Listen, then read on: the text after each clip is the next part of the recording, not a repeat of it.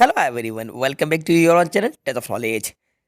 तो बच्चों, आज की इस वीडियो में आपको एक्सप्लेन कराने वाला हूं हमारी क्लास 10th इंग्लिश की 2023 की परीक्षा अध्ययन के चारों ही मॉडल पेपर्स की ग्रामर। तो वीडियो को स्टार्टिंग से लेकर एंड तक ज़रूर देखिएगा, क्योंकि स्टूडेंट्स परीक्षा अध्ययन में जो मॉडल पेपर्स दिए गए हैं उनकी ग्रामर काफ़ी ज़्यादा इंपॉर्टेंट है, क्योंकि एग्जाम में इसी तरह से क्वेश्चंस पूछे जाते हैं। अगर आप चारों ही सेट पेपर्स की ग्रामर को अच्छे तरीके से समझ लेते हैं, इसकी प्रैक्टिस कर लेते हैं, तो आपके इंग्लिश ग्रामर के 10 नंबर बिल्कुल पक्के हो जाएंगे। जी हाँ स्टूडेंट्स, क्योंकि इस तरह से ग्रामर एग्जाम में पूछी जाती है। मैं आपको क्लियर कर दूं कि इस वीडियो में सिर्फ हम फिल इन द ब्लैंक्स को समझेंगे। इसके बाद नेक्स्ट पार्ट में मैं आपको डू एज डायरेक्टेड भी एक्सप्लेन कराऊंगा, यानी कि चारों ही मॉडल पेपर के फिलअप्स आज इस वीडियो के अंदर हम जानेंगे। तो वीडियो में अंत तक बने रहिएगा। वीडियो आपको पसंद आए तो लाइक कीजिएगा, यदि चैनल पर नए हैं तो चैनल को सब्सक्राइब भी कर लीजिएगा। चलिए वीडियो को शुरू करते हैं। अब देखिए, ये हमारे मॉडल पेपर फर्स्ट है और ये हमारा फर्स्ट क्वेश्चन फिलअप्स का। Sohan was so full of Joy that he me a gift. Option हमारे सामने है गिफ्ट्स और गेव। अब देखिए स्टूडेंट्स, यहाँ पे सेंटेंस को पहले ध्यान से पढ़िए। Sohan was so full of Joy, ये सेंटेंस हमारा पास्ट में जा रहा है, क्योंकि सोहन जो था फुल ऑफ जॉय था, यानी कि खुशी से भरा हुआ था, आनंद से भरा हुआ था। That he me a gift. अब सेंटेंस हमारा पास्ट में है तो यहाँ पर हमें वी टू यूज़ करना होगा, जो कि गैव होगी। गिव की सेकेंड फॉर्म होती है गैव। सेंटेंस हमारा पास्ट में है, इसलिए यहाँ पर हम पास्ट फॉर्म यूज़ करेंगे। गिव की सेकेंड फॉर्म होती है गैव। गिव का मतलब होता है देना, ठीक है, जो कि V1 होता है। और गिव की सेकंड फॉर्म होती है गैप, जो कि V2 है, जिसका मतलब होता है दिया। और थर्ड फॉर्म होती है given. Give, gave, given. Sohan was so full of Joy that he gave me a gift. ठीक है, तो सोहन ने मुझे एक तोहफा दिया, सोहन ने मुझे एक गिफ्ट दिया। V2 यूज करेंगे, ठीक है।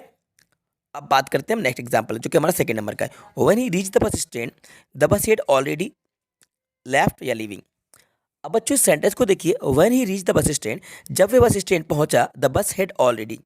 अभी जो सेंटेंस है इसमें हेल्पिंग वर्ब हैड का यूज किया जा रहा है, और हेल्पिंग वर्ब हैड का यूज करते हैं हम पास्ट परफेक्ट में।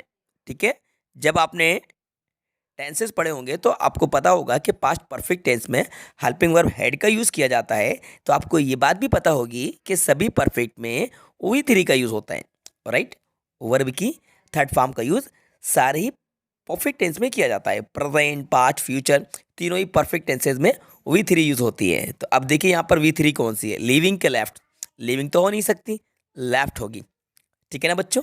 तो यहाँ पर आपको लेफ्ट यूज करना है, बिकॉज लीव की थर्ड फॉर्म होती है लेफ्ट, सेकंड फॉर्म भी यही होती है, लेकिन यहाँ पर ये थर्ड फॉर्म का काम कर रही है। When he reach the bus stand, जब वह बस स्टैंड पहुंचा, the bus had already left, बस पहले ही निकल चुकी थी। ठीक है, यानी कि उसके बस स्टैंड पहुंचने के पहले बस निकल चुकी थी। और राइट आंसर हमारा लेफ्ट था। समझ में आ रहा है ना, एक एक क्वेश्चन आपको बहुत अच्छे तरीके से समझ में आएगा। बस वीडियो को स्किप बिल्कुल मत करना, बहुत काम की वीडियो है, आपके एग्जाम में बहुत ज़्यादा हेल्प करेगी। थर्ड नंबर का exam is a good exercise. अब देखो ऑप्शन हमारे सामने स्विम है और स्विमिंग है। तो बच्चों देखिए, यहाँ पर स्विमिंग राइट आंसर होगा, क्योंकि ये है जेरेंट। ये जेरेंट है, क्योंकि ये जो स्विमिंग है ये हमारा नाउन का काम कर रही है। जब V1 ING नाउन का काम करे तो वो जेरेंट कहलाता है। तो यहाँ पे swimming is a good exercise, मतलब कि तैरना एक अच्छी एक्सरसाइज है। तो swimming is a good exercise, तो ये जेरेंट है, ये नाउन का काम कर रहा है स्विमिंग। ठीक है, V1 में ING लगा है, लेकिन ये नाउन का काम कर रहा है, क्योंकि नाउन के बाद हेल्पिंग वर्ब यूज होती है ना, तो इज आ रहा है ना बाद में, तो राइट आंसर इसका स्विमिंग आएगा। सेम इसी की तरह फोर्थ नंबर का है, इसमें भी आप हेयरिंग लगा दीजिएगा। Hearing the news he became placed. ठीक है, और राइट आंसर इसका हेयरिंग आएगा, ये भी जेरेंट है। आगे देखते हैं फिफ्थ नंबर का। I am use to taking glass of milk in the morning. I am use to taking. अब देखो यहाँ पर आर्टिकल ए एंदा है, तो भाई यहाँ पे गिलास जी का साउंड दे रहा है, तो ए लगाएंगे। अ glass of milk in the morning. ठीक है, तो देखो जब भी कोई भी वर्ड है, उस वर्ड के फर्स्ट लेटर का साउंड अगर वाउल हो, किसी भी वर्ड के फर्स्ट लेटर का साउंड अगर वाउल हो, अब वाउल वो भी आप हिंदी के अकॉर्डिंग चलिए, यानी कि हिंदी के स्वर, हिंदी के स्वर जो कि आपके आ से लेकर आहा तक, ये अगर स्वर कोई भी साउंड आपको, कोई भी वर्ड का फर्स्ट लेटर आपको ये साउंड देता है, एक बार फिर से अच्छे तरीके से सुन लीजिए। किसी भी वर्ड के पहले आने वाला अक्षर यानी कि लेटर अगर आपको हिंदी के अकॉर्डिंग वाउल साउंड यानी कि स्वर साउंड देता है आ से लेकर आ तक, तो आप वहाँ पर लगाएंगे एन।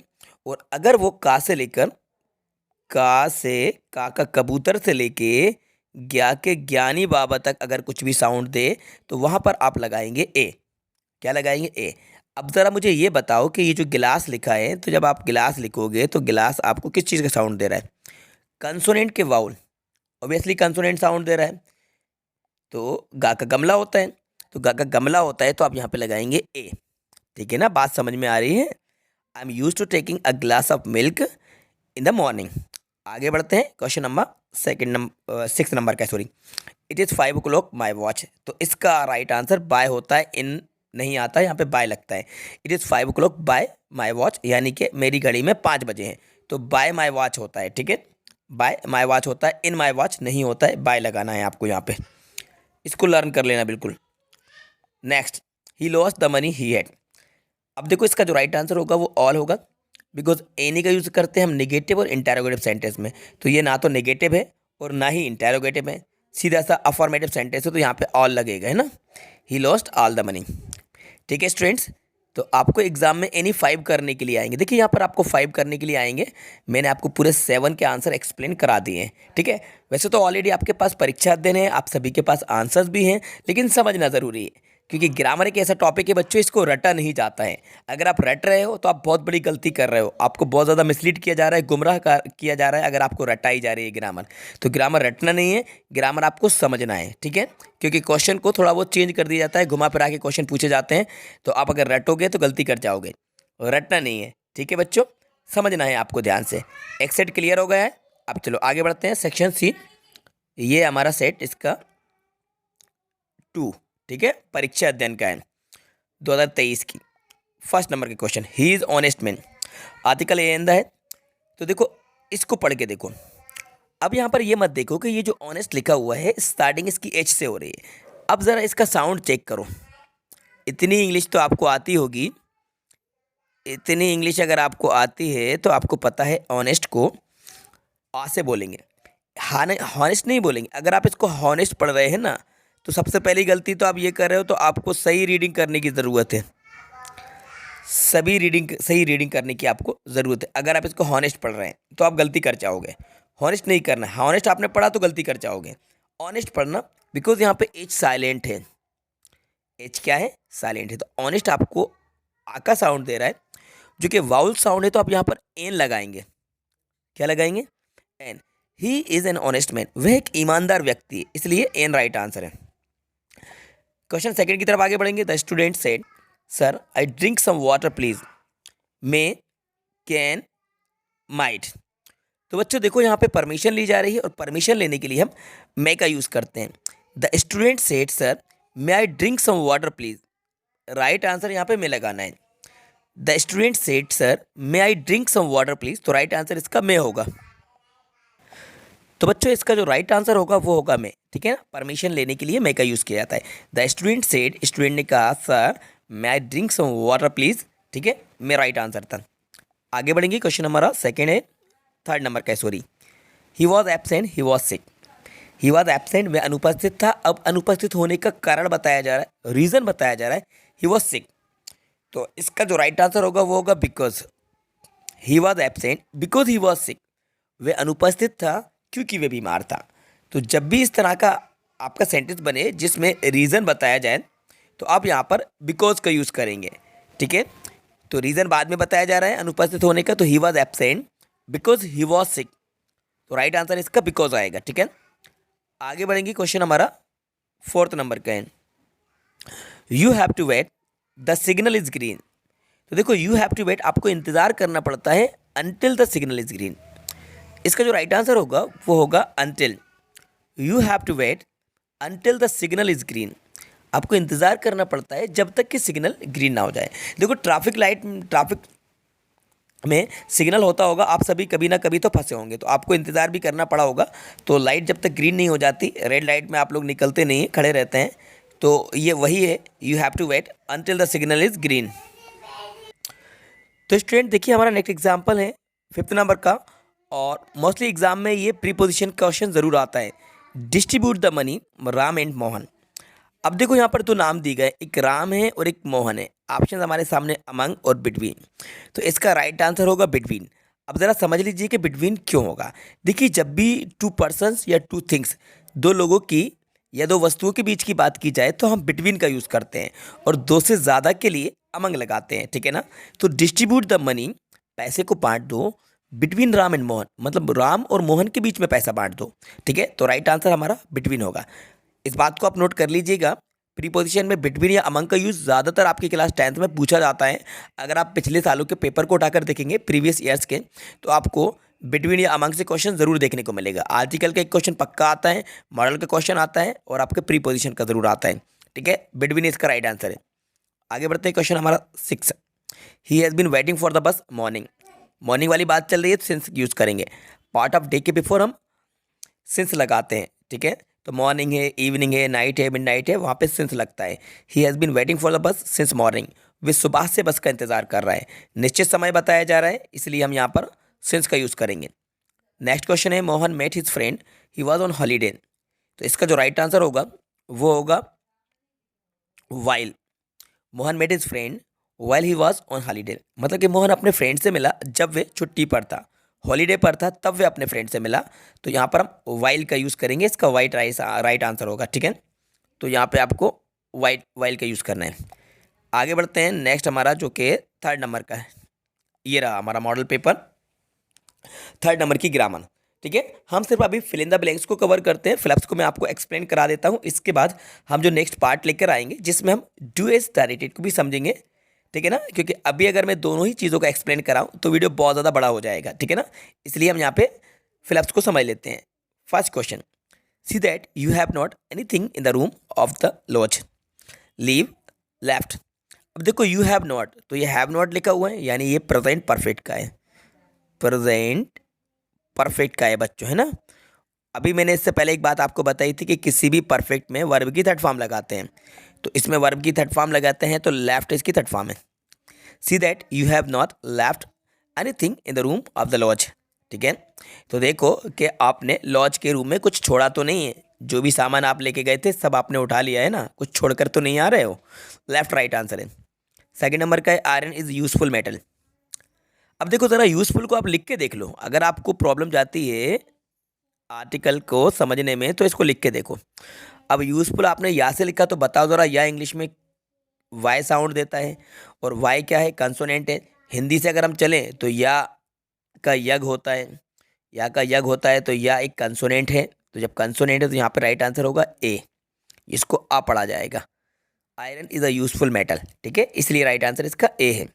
ये मत देखना कि यहाँ पर यू से स्टार्ट हो रहा है, ये बच्चों वाली ट्रिक लेके मत चलना कि स्टार्टिंग लेटर यू है इसलिए हम एन लगाएंगे, ऐसा नहीं करना है। आपको साउंड देखना है, आर्टिकल लगाने के लिए वर्ड का साउंड देखना है, और वर्ड के फर्स्ट लेटर का साउंड आपको देखना है। वाउल है तो एन लगेगा, और कंसोनेंट है तो ए लगेगा। यहाँ पे कंसोनेंट साउंड दे रहा है, यू दो साउंड देता है, यू आपको आ का साउंड भी देता है, यू आपको या का साउंड भी देता है। अब बताओ यूजफुल में यू आ का साउंड दे रहा है कि या का दे रहा है, किसका दे रहा है आप बताइए, कमेंट्स करके बताइए। या का दे रहा है ना, तो ए लगाओगे। अच्छा एक वर्ड में और लिख देता हूँ मैं, अगर यहाँ पे UMBRE अम्ब्रेला लिख दी, तो अब बताओ फिर क्या लगाओगे। फिर तो आप एन लगाओगे, क्योंकि यू आपको आ का साउंड देगा, अम्ब्रेला फिर एन लग जाएगा। अब आपको ये बात समझ में आ गई होगी कि पूरा का पूरा जो यूज़ है वो साउंड का खेल है, ठीक है, बस साउंड याद रखना। ये राइट आंसर था बेटा इसका, ठीक है। I wish I a king, बताओ सर इसको राइट आंसर क्या होगा। जी वाज नहीं होगा, अगर आप वाज सोच रहे हैं, वाज तो बिल्कुल नहीं होगा बेटा, वर होगा, ठीक है, क्योंकि विश के साथ, ये जो विश है, विश के साथ वर का यूज़ होता है। I wish I were a king, मेरी इच्छा है कि मैं एक राजा होता। आई वर, तो याद रखना सेंटेंस अगर आपका कंडीशनल सेंटेंस होता है जो कि इफ से स्टार्ट होता है या विश से, सेंटेंस में इफ आए या विश आए, तो इस सेंटेंस में आपको वर्ब का यूज़ करना होता है ऑल सब्जेक्ट के साथ। अब ये नहीं देखना है कि सब्जेक्ट आपका सिंगुलर है प्लूरल है, टेंस में सिंगुलर सब्जेक्ट के साथ ही, शीट नेम और आई के साथ वाज यूज़ होता है, वो बिल्कुल सही है वहाँ पर, लेकिन यहाँ पर वाज नहीं आएगा, यहाँ पे वर आएगा।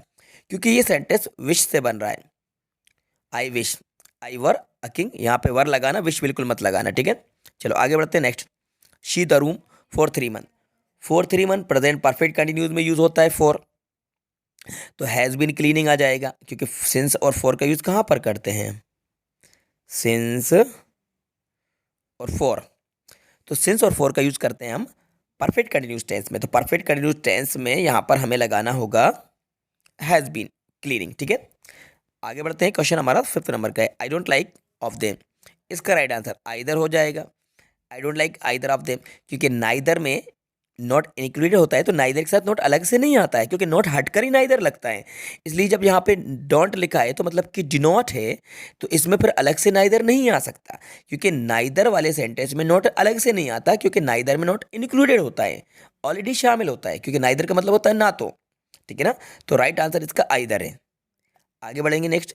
ही इज़ पुअर ऑनेस्ट, तो राइट आंसर इसका बट आ जाएगा। He is poor but honest, वे गरीब है किंतु ईमानदार है, बट राइट आंसर है। डू नॉट बाय फ्रूट्स, तो इसका रिटेन आ जाएगा, मतलब कि सड़े हुए फल मत खरीदो, तो रिटेन फ्रूट्स आएगा। Do not buy rotten fruits, ठीक है। इतना आपको समझ में आया। अब देखते हैं लास्ट वाला, जो कि सेक्शन सी है हमारा, 4th नंबर का सेट, ठीक है। देखो first question, you left this box, capacity वाली बात है तो कैन आएगा। Can you lift this box, क्या आप इस बॉक्स को उठा सकते हो, कैन का यूज होगा इसमें, ठीक है। आगे हमारा he promised the return money, to infinitive है तो यहाँ पे टू रिटर्न आएगा, है ना, बिकॉज प्रॉमिस्ड पहले ही यूज हो गया है, तो आपको टू इन्फिनेटिव का यूज करना है। He promised to return the money, ठीक है, to return. RSS worker, RSS, अब आरएसएस को लिख के देखो जरा, आर वाउल साउंड है तो एन राइट आंसर है ना। He is an RSS worker, an आएगा, ठीक है। यू, अब यू के साथ क्या आएगा, यू के साथ तो आर आता है, तो ये तो सिंपल है। You are under age, you के साथ एज नहीं आता है कभी, है ना, आर आएगा, तो you are under age, R right answer है। इसके बाद कीप योर माउथ क्लोजली, तो इसका आएगा टाइटली, ठीक है, कसकर। तो keep your mouth tightly closed, rightly नहीं होगा यहाँ पे, टाइटली सही वर्ड है। इसके बाद हमारा he put the book the table, इसका राइट आंसर आएगा ऑन द टेबल, क्योंकि टेबल पर किसी सरफेस पर कोई चीज़ रखी जाती है तो वहाँ पर हम ऑन का यूज़ करते हैं, ठीक है। तो he put the book on the table आएगा, ठीक है। इन फॉर बिल्कुल नहीं आएगा, ऑन राइट आंसर है। एक और देख लेते हैं आपका, the thief could not break the house, तो इसका जो राइट आंसर होगा वो होगा इनटू, क्योंकि मूवमेंट के लिए हम इनटू का यूज़ करते हैं। तो the thief couldn't break into the house, तो राइट आंसर इसका इनटू आएगा, ठीक है। प्रीपोजिशन इनटू यूज़ होगा, मूवमेंट के लिए, हलचल के लिए हम इनटू का यूज़ करते हैं, ठीक है। तो राइट आंसर इसका इनटू था, ठीक है बच्चों। तो इस तरह से मैंने आपको परीक्षा अध्ययन के चारों ही मॉडल पेपर की ग्रामर के फ्लप्स डिटेल में एक्सप्लेन करा दिए, जो कि काफ़ी ज़्यादा इंपॉर्टेंट थे, क्योंकि ये जो सेट पेपर दिए जाते हैं ये प्रैक्टिस के लिए दिए जाते हैं, और क्वेश्चन जो आपके एग्जाम में आते हैं वो इस तरह से आते हैं, ग्रामर का लेवल यही रहता है। इसलिए मैंने आपको इन चार ही मॉडल पेपर की ग्रामर अच्छे तरीके से एक्सप्लेन करा दिए, और उम्मीद करता हूँ कि आप सभी को समझ में भी आ गई होगी। तो बच्चों बस अब इस वीडियो को लाइक करो, अपने सभी दोस्तों के साथ शेयर ज़रूर कीजिएगा, और हाँ यदि चैनल पर नए हैं तो चैनल को ज़रूर सब्सक्राइब कर लीजिएगा। और यदि आप चाहते हैं कि इसका जल्द से जल्द पार्ट 2 भी लाया जाए, जिसमें हम डूएस डायरेक्टेड एक्सप्लेन कराएं, तो आप कमेंट्स बॉक्स में जाकर कमेंट्स करके मुझे बता दीजिएगा, जिससे कि जल्द से जल्द इसका नेक्स्ट पार्ट हम आपके लिए ला सकें। बस वीडियो को लाइक करना, अपने दोस्तों का शेयर करना बिल्कुल भी नहीं भूलिएगा। चैनल पर नए हैं तो चैनल को सब्सक्राइब कर लीजिएगा। Thanks for watching.